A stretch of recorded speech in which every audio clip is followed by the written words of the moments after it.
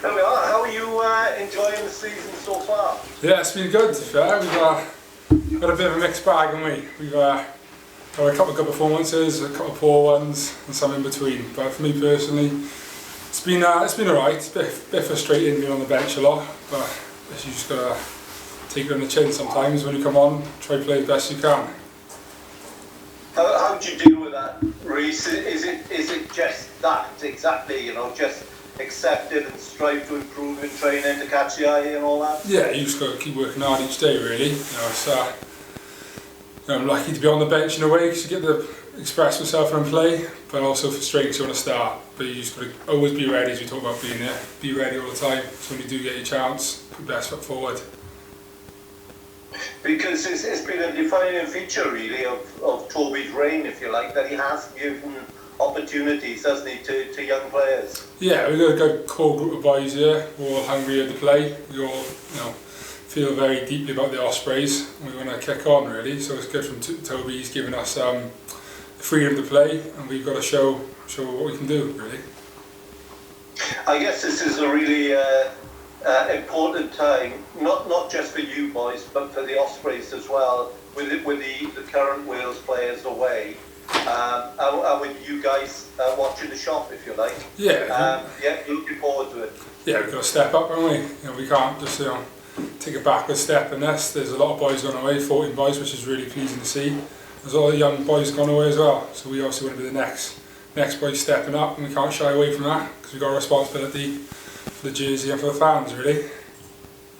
How do you assess the young group that will be with you, for the next sort of 3 or 4 or 5 weeks even? Oh, very promising. We've just had a good session. We've got a good week, really. Everyone's full of energy. Everyone gets on very well. There's no cliques in the team.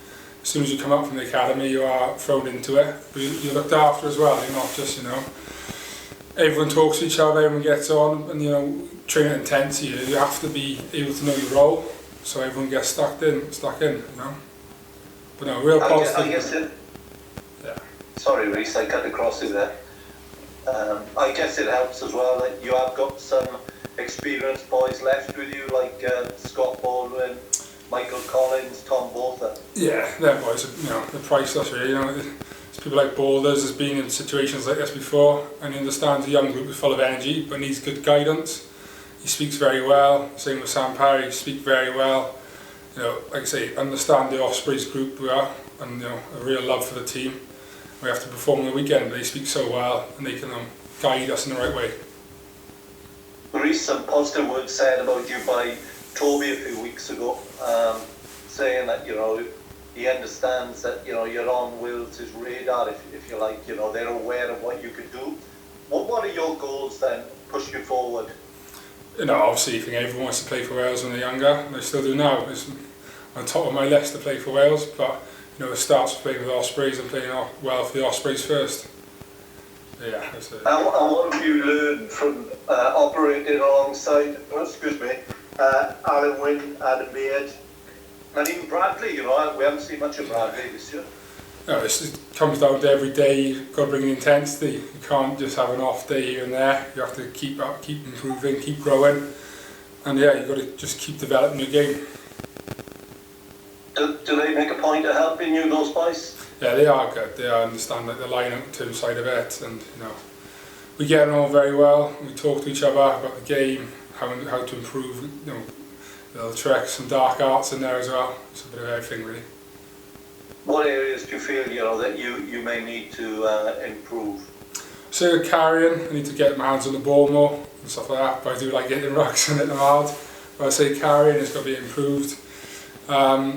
Develop into the line out as well, do both calling and non-calling, play a bit of back row, so general knowledge across the set piece.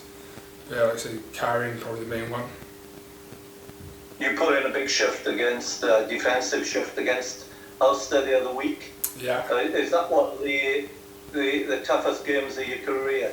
It is a tough one, yeah. I think you don't want to be making 29 tackles a game, but if you have to, you've got to step up and do it. But it was way off the way. But I was pleased we could have easily folded there as a group of forwards and a group of boys, but we kept on digging in for each other, and that's the minimum we expect now. Did you come under Luke Charteris's influence, you know, at Bath? I remember Luke putting in, I think it was something like 32 tackles for Wales once. Yeah, Was he an influence on you? Charles was very good for me. He played for a bit in the first 2 years I was there, and then he became a line-out coach and pretty much a mentor to me, really. He helped me to call in line-out, helped me with all the stuff, and you know, he was very good for me in my time at Bath. Can't speak highly enough of him, really. Yeah. I'm just wrapping up really from my perspective, but how did you enjoy your training with Wales last year? I did. It was nice to see that intensity, and you know, it's a tough one because I wasn't obviously didn't play any minutes, but you just got to keep on. You got to be resilient and understand that's the standard in the Wales setup, and you got to keep pushing, and that's where I want to get to. I did enjoy it, yeah. Yeah, and I guess this, while we've already spoken about the importance really of this period really to the Ospreys, I guess for yourself and some of the other young boys at the Ospreys, it's a chance as well, you know, to sort of show what you can do and send a message to people. Yeah, exactly that. We've talked about a lot this week. We believe in this group of players we got here. We've got a responsibility on the weekend to put our best foot forward, because that's what being an Ospreys about, really. Now, what do you make of Connacht? Oh, they're a tough team, and I mean, they got a lot of quality players, and I think they've been a bit unlucky not to have more called up to the Irish setup. But they're a strong team. Played them last year. They got good breakdown presence. They're a physical team, and we're gonna have to match that and take it to them. And last question from me, you enjoyed living in Swansea and playing for effectively your hometown club? Yeah, it is nice. It is so it's a dreamt about doing, really, being from Swansea. Dad played a bit, and yeah, it's just nice to be back in Swansea. I do like it. Did you watch the Ospreys as a youngster? Yeah, it would have been the Ospreys rather than Swansea. You watched the Ospreys as a youngster? Yeah, many times. It was coming out. First game was Ospreys versus Australia way back. Oh wow! So that was the first game I ever went to. So yeah, I've been watched the Ospreys a lot, to be fair. And yeah, fun fact, Philo Tiatia actually stayed at my house for a bit. He rented the house, yeah. So yeah, got to know him. What was all that about then? What was all that about? So we moved house. We moved house, and Philo Tia rented it out for a bit. So yeah, met him, and he's a nice bloke. He's a big guy. So yeah. Yeah. But no, it's deep rooted to the Ospreys. Yeah. Brilliant. Hope it goes well this week then, Rhys. Cheers, thank you very much.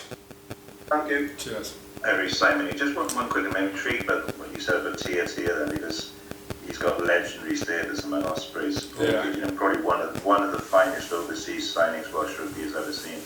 Was his attitude to rugby? Was that a lot of what you'd like to bring to the game as well? Because he didn't fear anyone, did he? No, he was a good presence on the pitch, wasn't he? He had a lot of good about his game that I want to imply as well. He's a good character as well, you know, a good presence to have in the squad. Yeah. Just lastly from me, you talked about sort of up and down so far, the first sort of group of matches. This is the last of the opening block. I kind of guess how this goes now to find that block a little bit, because if you win this, you know, you're reasonably placed, aren't you? So there's quite a lot on this match, isn't there? There's a huge amount on this game. We've talked about it being one of the biggest games of the season for us, especially with boys going away. There's a lot riding on it, and if we know how good Connacht are, so we're going to have to be 100% to beat them on the weekend. But like you say, we've had a couple of draws, we've had a couple of maybe games, but it's about this weekend, it's about stepping up. Yeah. Yeah, I mean, the day of the game, evening games, how do you spend the day as a player when you've got the game in the evening? How do you structure that so you don't get, ready to go at 10 a.m? Oh, it's a lot of killing time. It's you walk a dog, you chill out, you just try to put the game to the back of your mind, really, because when it comes to it, you've prepped all week, you've done all the prep, you know all the calls, you know everything, and you just try to kill time. And when it comes to arriving at the stadium, you start to switch on a bit more, and you get your motivation up and you fly into it. So you'll have a full half a day off, do you? Pretty much, yeah. You try. Can't really stay in bed that long, so it's a long dog walk down the beach, down the Gower, but it's pretty chilled out, yeah. Right, okay. What's the name of your dog, Rhys? Ella, little Cocker Spaniel. Ella? Yeah. Alright.